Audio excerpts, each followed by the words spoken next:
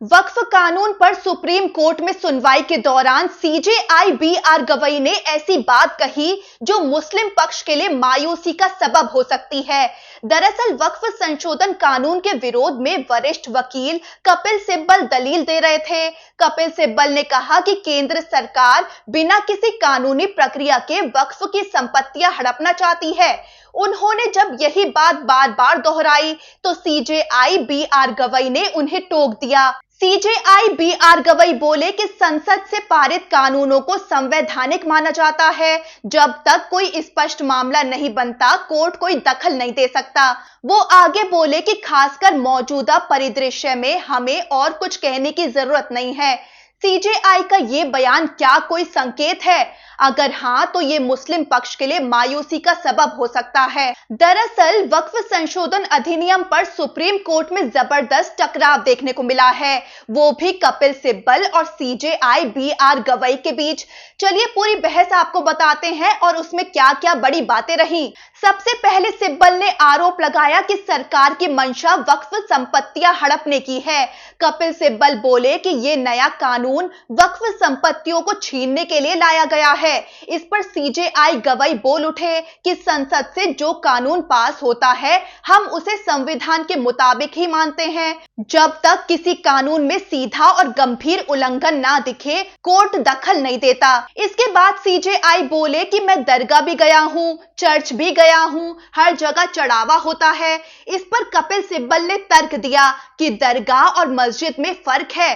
वो बोले कि मैं मस्जिद की बात कर रहा हूं, मंदिरों में चढ़ावा जरूर आता है, लेकिन मस्जिदों में ऐसा कोई सिस्टम नहीं होता और यही वक्फ बाय यूजर का मामला है।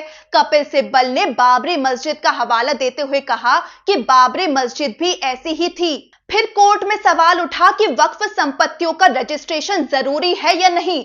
सीजेआई ने पूछा कि पुराने कानून में क्या वक्फ प्रॉपर्टी का रजिस्ट्रेशन जरूरी था। सिब्बल ने जवाब दिया कि हां, पुराने कानूनों में शैल शब्द इस्तेमाल हुआ है, इसका मतलब था कि रजिस्ट्रेशन करना चाहिए। इस पर सीजेआई ने कहा कि सिर्फ शैल लिखा हो इसका मतलब ये नहीं कि पंजीकरण अनिवार्य है। इसके बाद कपिल सिब्बल ने साफ कहा कि 1954 के बाद रजिस्ट्रेशन जरूरी कर दिया गया था। सुप्रीम कोर्ट ने पूछा क्या वक्फ बाय यूजर यानी जो संपत्ति इस्तेमाल में है उसका भी रजिस्ट्रेशन जरूरी था, तो कपिल सिब्बल ने जवाब दिया कि हाँ, सबका जरूरी था। इसके बाद सीजेआई बोले कि तो आप कह रहे हैं कि 1954 से पहले रजिस्ट्रेशन जरूरी नहीं था, लेकिन 1954 के बाद जरूरी हो गया। इस पर कपिल सिब्बल बोले कि थोड़ा भ्रम है, शायद ये नियम 1923 से भी लागू हो सकता है। इसके बाद कोर्ट ने बात को स्पष्ट किया।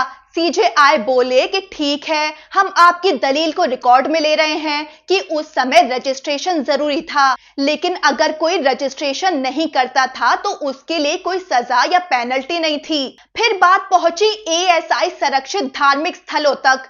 सीजेआई बोले कि मैंने खुद खजुराहो का एएसआई संरक्षित मंदिर देखा है, वहां लोग पूजा करते हैं। उन्होंने पूछा क्या इससे आपकी धार्मिक स्वतंत्रता खत्म होती है? कपिल सिब्बल ने जवाब दिया कि नया कानून कहता है कि अगर कोई संपत्ति एएसआई के अधीन है तो वो वक्फ नहीं मानी जाएगी। इस पर सीजेआई ने पूछा कि फिर भी क्या आप वहां पूजा नहीं कर सकते?